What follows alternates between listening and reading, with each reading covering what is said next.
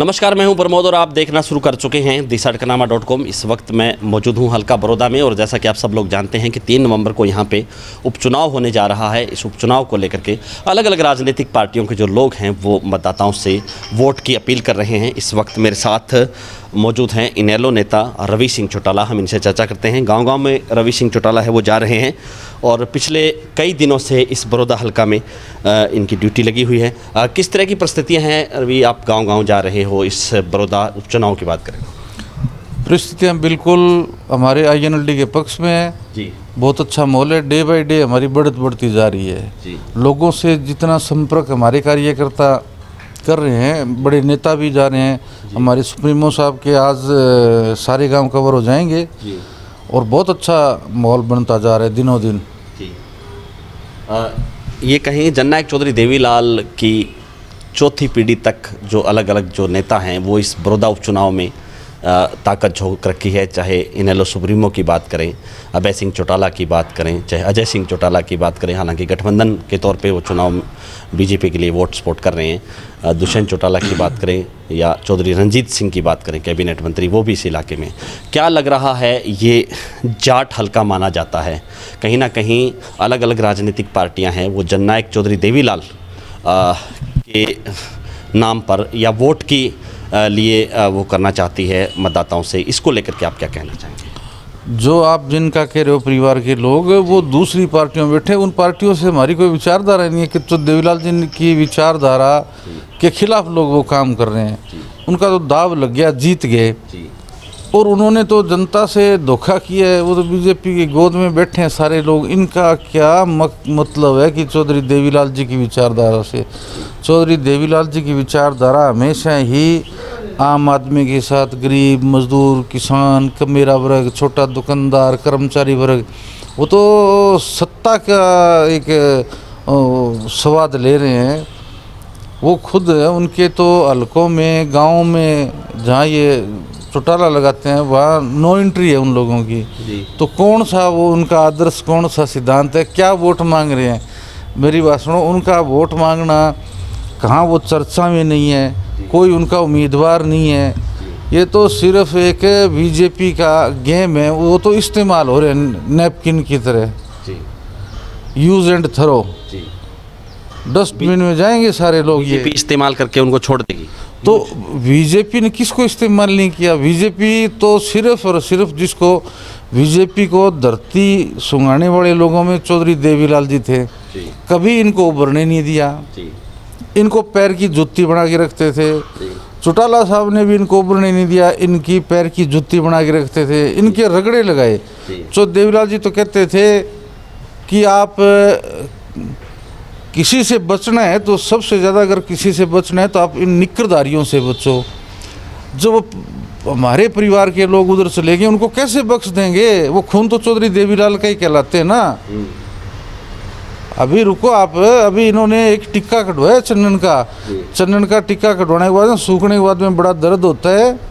आज वो सबसे ज़्यादा अगर किसानों के टारगेट पर है तो वो लोग हैं। तो उनको देखना आप डे बाय डे। उनकी तो जिले में नो एंट्री हो जाएगी। फिर खाक के नेता हैं क्या वो?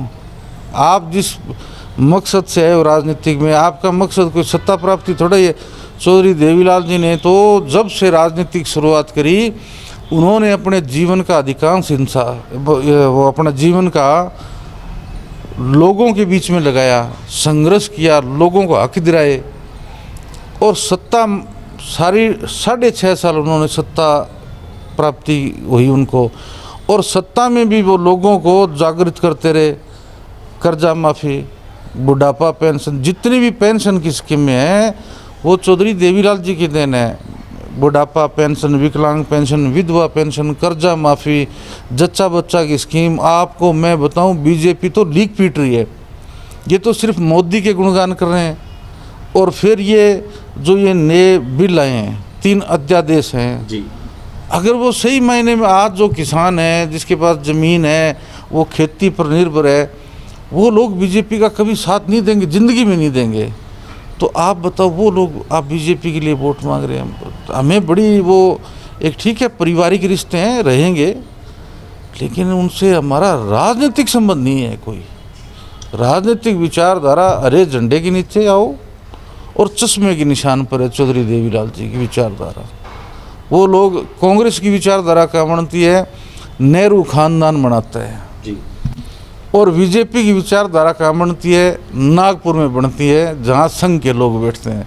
तो फिर उनको आप क्यों बार बार उन्हीं की आप जो कहीं मैदान में नहीं है लोग, उनको आप नाम लेके बिना मतलब हीरो बनाने वाली बात कर रहे हो। मैं तो कहता हूँ आप अपने चैनल का समय जाया ना करो, उनका नाम लेना ही मैं तो कहता हूँ कहाँ सीन में है, कोई सीन वाली बात नहीं है। आज उनके कहने से कहीं कोई एक गांव में सड़क बनी है, ये लोग गए हैं, मंत्री है, कोई उप मुख्यमंत्री है, कहीं गांव में हमारी पार्टी ने INLD ने शुगर मिल लगाया, अनाज मंडी बनाई है, उनके ये रंग नहीं करवा सकते।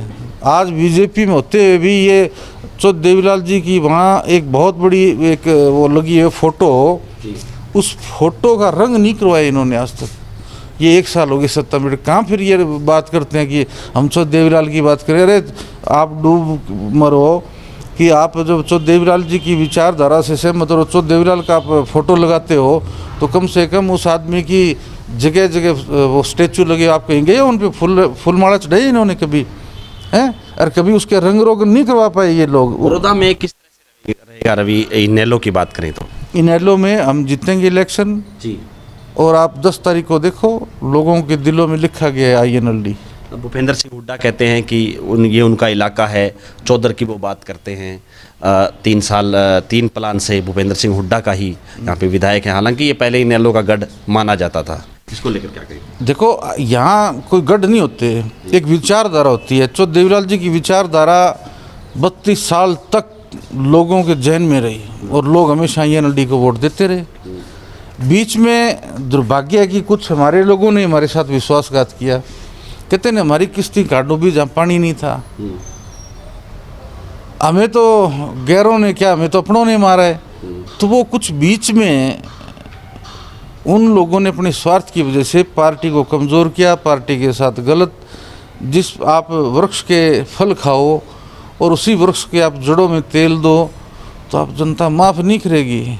वो कौन से दरख्त के नीचे बैठे हैं, वो तो एक छोटी सी एक टहनी है, उस पर अमरबेल सुनी आपने जी? बीजेपी तो अमरबेल है, वो तो अपनों की नहीं है। आप अडवाणी को देखो, मुरली मनोहर जोशी को देखो, उमा भारती को देखो, शिवसेना जो बाल ठाकरे, उन्होंने मोदी को प्रधानमंत्री क्या मुख्यमंत्री बनाने में भी उस आदमी का योगदान था। आज उस परिवार के साथ किया जो उनकी राजनीतिक ताकत सारी ख़त्म कर दी। तो ये तो बहुत छोटी चीज़ है, ये तो एक 2 MLA है। आज कोई आप मान के चल रहे हो किसी के पास 10 की गारंटी ले रहा है तो वो बहुत बड़ी गलत फहमी में है। उनके पास सिर्फ मात्र 2 ही विधायक है। वो अब जब बीजेपी चाहेगी उस दिन उनको सड़क पर ले आके छोड़ देगी।